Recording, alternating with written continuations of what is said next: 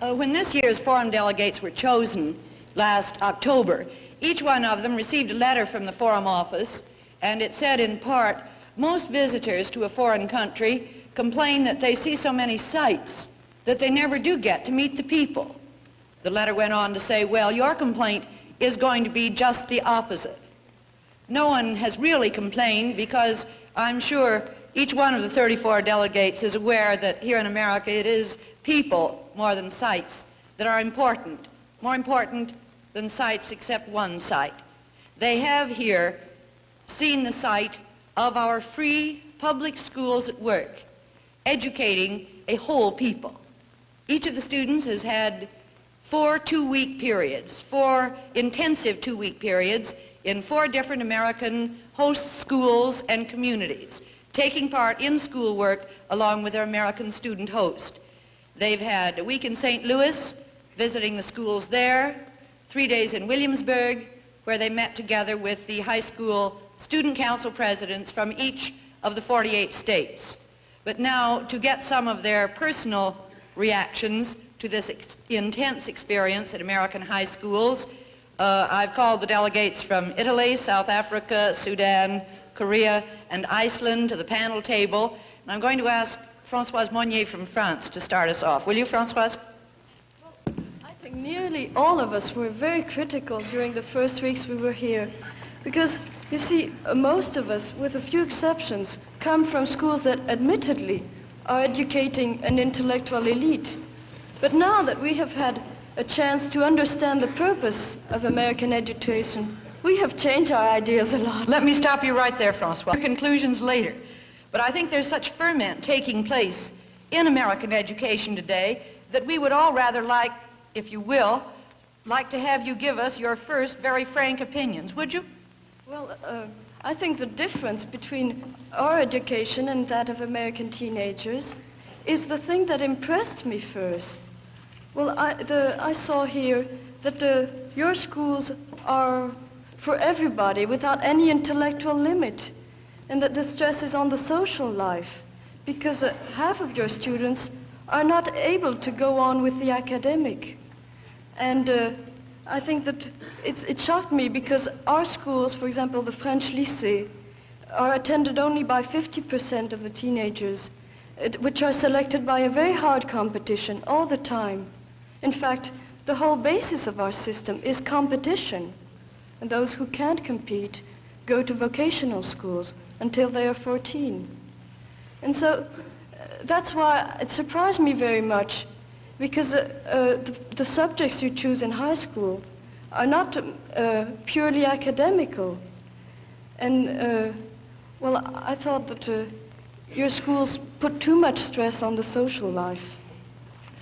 Did you also say they encouraged intellectual laziness, or have you changed your mind on that? Well, of course, because you have so much choice in your subjects, you choose the easiest. And to me, this encourages intellectual laziness. Also, the teacher doesn't require very much from you. And what would be the use of working hard if the teacher doesn't require it? Oh, we'll come back to you in a minute, Françoise. Yes, Sang-mi from Korea. In Korea, we not only study much harder than you, but also much more in quantity. We go to school 6 days a week, including Saturdays, and we have 6 or 7 classes a day. And we study about 18 subjects a year. Did you say 18? Yes, 18, not 8. 18. 18 subjects a year, including 3 languages, calculus, and trigonometry. Oh, all right, Anne from Norway. Yeah, I wondered about something, Mrs. Waller. American high school students are free to choose many of the subjects in high school. But the purpose of freedom is to let every individual develop to his full capacity. And I think the freedom of choice prevents this. It may sound like a paradox, I know that, but I think that the freedom of choice narrows your outlook, prevents your full development. You see, to most of us, all our subjects in high school are compulsory. And I know it has done me personally good to take some subjects that didn't interest me at all at first. Well, for example, Anne, you're going to be a linguist, I believe. What subjects have you had to take that didn't interest you? 4 years of maths, 2 years of physics, 1 year of chemistry and physiology, 2 years botany and zoology, biology, physiology. Those are things that doesn't have anything to do with languages. But it has done me good. And I think I can say that we are forced to think because of this. We're forced to use our brains in a way I haven't till now noticed that American students have to. I cannot see how your brains can function. Yes, Ruth from Israel? I agree with Anne. Freedom does narrow your outlook if there is no sense of responsibility to go with it. In my country, Israel, the students take school and study as a much more serious thing, and they have respect towards it. Maybe this is because of the special circumstances of my country. But when a student goes on to high school, he takes the responsibility on himself. He is responsible towards his parents who work hard to earn money and pay his school. The demands of the school are big. If he can't meet them, he can't stay. And he realizes that only through the education he gets that he can better his life and his nation's life. My point is not that you study out of a sense of responsibility towards your country, but towards yourself. The subjects you choose in high school don't help each other to train your thinking. You don't learn to handle thoughts for the mere pleasure of being the most skillful, as we do. Even if it's foolish, well, this is the way we play the game. I agree that the American schools do not accustom the student to systematic hard work. It seems that the teachers don't want to bother the students with homework. Once I was visiting... Well, go on, make your point, Bashir. There's disagreement, but make your point. I was visiting a class on a Friday afternoon when the teacher says seriously to the students, I don't want to give you any homework this weekend. I don't want to spoil your fun. It really surprised me. Because in my country, the teacher gives as much homework on a weekend, which by the way is 1 day, instead of 2 days, as you have in America. We don't stop our learning with a class bell. Most of our learning is done through the homework in which we train our minds to think and search. And here is another point. Once I asked an American student, why aren't you taking a foreign language? He said to me, I'm going to live the whole of my life in America. I'm not going abroad. I think it is a teacher to blame for not explaining to the students that to know other people and cultures, you have to know them through their languages. Here's Mahipala from Ceylon. Do you have a point on that, Mike? Oh, I think today we can't educate students live on the blind assumption that the world will not be much different from 10 or 20 years from now. I suppose the American educational system developed in such an atmosphere, but doesn't a country's educational system have changed as fast as a country's position in the world changes? Yes, Saroj from Thailand? Now I'm sure that the Russian education is far more advanced than the American education. There are so many reasons. One of the reasons is this. Last year there was a meeting in Moscow for students from all over the world. And we sent our representatives from Thailand too. When they got out of the airplane, some Russian students met them. And they were surprised because the Russians could all speak Thai language fluently. And when asked how they learned it, they said they learned it in their own school. May I interrupt, Mrs. Waller? Yes, go ahead, Ike. The subject of this discussion is education for what? Maybe the Russians do educate their students better, but do they do it freely and so that they become free citizens? That's the question. Yes, Bjorn?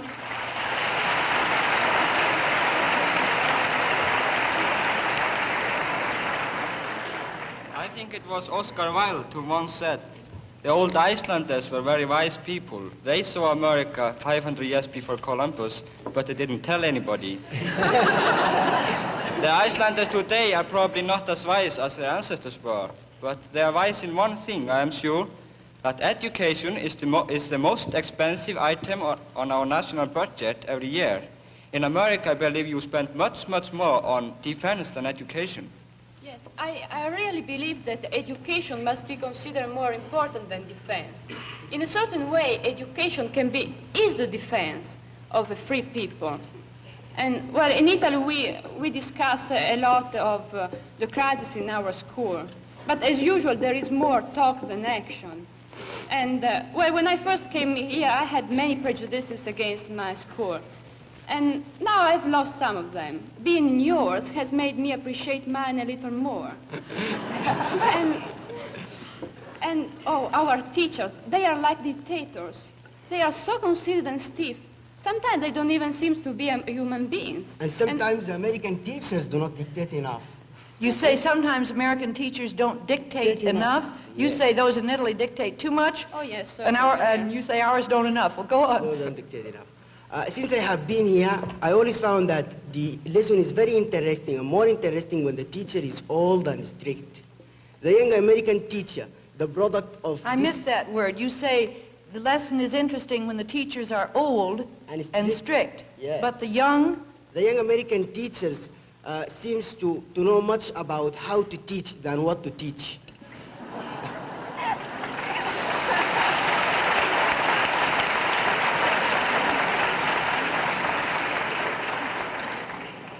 And here comes the Sputnik.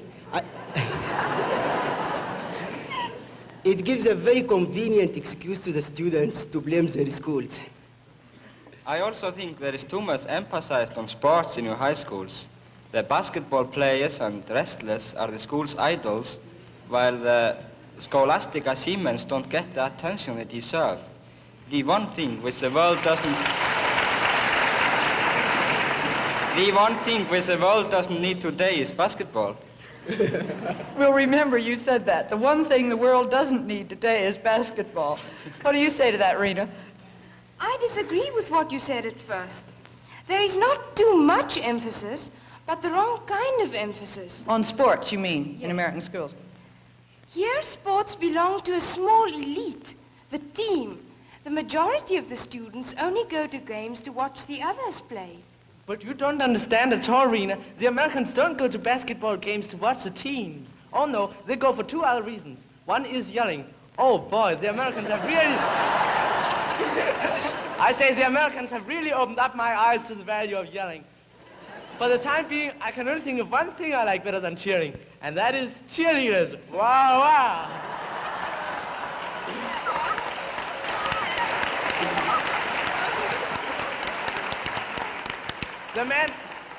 The man who invented them, I think he really made a great contribution to the pursuit of happiness in this world.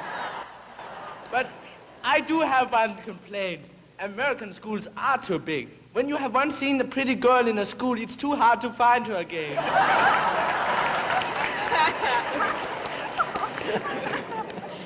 Now, may I go on, please? What I wanted to say is that when we have sports at school, it means that about 300 students will take part. A whole Saturday is set aside for sports, and many games of all different kinds are played. This is much more democratic, for here everybody gets a chance to be a hero on the field. Many of us felt that, far from democratic, American schools are really undemocratic. By lumping the gifted and the less gifted together, neither gets a fair chance. Oh, may I interrupt? You must remember, Rena, that a few American schools are beginning to separate students according to ability, and we must recognize it. Good, we will. Something else that we found undemocratic is the fact that you don't wear school uniforms. They will kill you. Goodbye. School uniforms are much more democratic, for they cut right across class lines. But there aren't any classes in America to cut across. And haven't you noticed that even though the American students don't wear uniforms, they all seem to look alike? And they all talk alike. Right after coming here, the first thing I noticed about the American students is that what they talk about most of the time with each other is mostly gossip, especially boy-girl relations. Wherever I go, I have been hearing the students here talk about that so many times that now I'm sick of it. I cannot stand it anymore. Well, of course, we talk about our gossip too, but not constantly as you do here, and not always that same particular subject called dating. We talk more about our studies. Right, I'm sure. And we never waste our time worrying about our clothes and making up our faces. Here's Ben Kofi from Ghana. Yes, Ben? Excuse me. I've heard enough criticism about the American form of education. I have always been in favor of the American form of education, and after 3 months in this country, I'm more in favor of it than ever.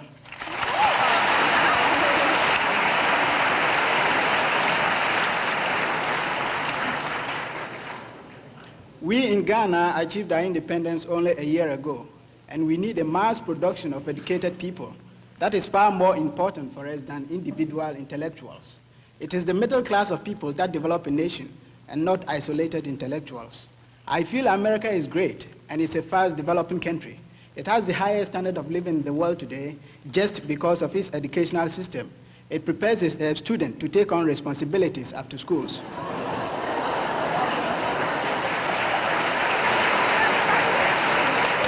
Getting into something here. Well, I feel that the Americans stress on what the Greeks advocated for, versatility, a sound mind in a sound body. May I interrupt as an Athenian? At least I find a chance. I'd like to say that I've seen here in many schools that in art classes, they actually teach advertising. Now, this in Greece would be incredible, and of course it certainly amazed me. But, well, it's very good way to use art, if art can be used and still remain art. Well, Ben, just a second. I cut Rena off a second ago. Did you want to come back to that point Anne made, Rena? Yes, I would like to come back to a point Anne made earlier. I suggest that some enforced conformity in schools, such as required subjects, discipline, uniforms, and separate schools for boys and girls, create more real freedom in the end. This may sound illogical, but my personal experience in American high schools was that everybody knows he is real free, and he feels he has to act in that way. And then he becomes a slave to conformity without knowing it. Okay, Ben, over to you now. Did you want to answer? Tell us more about why you prefer the American system than your system in Ghana. Well, may I go on? My form of education develops a bookworm, a stupid, lopsided intellectual who cannot fix a flap tie. It was imposed by the British people who needed people to work in the offices and to train civil servants, and I feel it is out of date. It taught me more about Australia, Canada, America than I know about my neighboring African states. But to work towards the United States of Africa, I feel I must know more about them. Yes, Na from Vietnam. I would like to tell you something, Ben. At least in your country, you have only one system of education, the British colonial one. But in my country, we have two systems, the French and the Vietnamese one. And the French was much better just because a boy with a French diploma can find a job much more easier. But it means that we have to learn French as our native language and Vietnamese as a foreign language in high school when we take the French system. And it was a shame. Now that we have our own government, it is difficult to change or to unify our system of education without damaging students. But the worst thing is that some people still think that they still have a good opinion on those students who took the French system.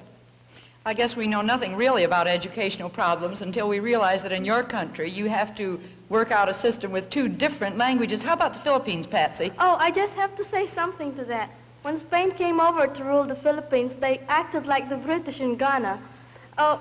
Education was for a selected few. But when the United States came over, one of the very first things they did was to establish schools. Right now, I would say that the Philippines is the only former colonial area in both Asia and Africa that has free compulsory education up to the 6th grade. Oh, but we have a language problem similar to Vietnam too. What language should we use as a medium of instruction in schools? Almost all our textbooks are in English. Right now we are experimenting as to the use of the vernacular in the primary grades. But the real trouble is that there are 87 different dialects now in use in the Philippine Islands. Well, as to that other question, I would say that I'd rather have a well-adjusted blockhead to a maladjusted egghead. At least a well-adjusted blockhead can still find happiness.